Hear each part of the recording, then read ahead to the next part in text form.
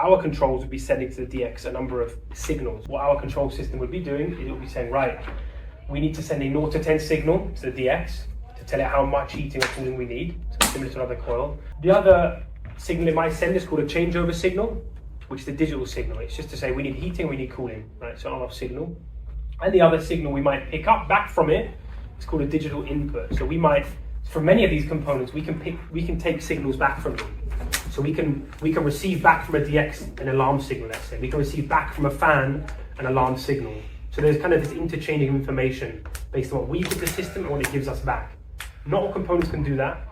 So if you think back, for example, of pressure sensors and pressure switches, a pressure sensor can interchange information both ways. We can give it information and it can tell back to us, here's where we're at. A switch can't do that. It says, oh, I'm at 20 degrees, I'm turning off now. That's what it does. And that gets us onto what this is here, a frost stat. This is a safety we allow for. Whenever there's a water coil, whenever there's water, where obviously there's a danger of freezing if the system's off or something, we will fit a frost stat. Usually the frost stat would have this kind of metal wire that we would physically wrap around the actual coil. And what that's doing is it's acting as a safety to measure when the temperature gets too low. Obviously, if it gets too low, what's going to happen is the pipes are going to freeze, they're going to burst.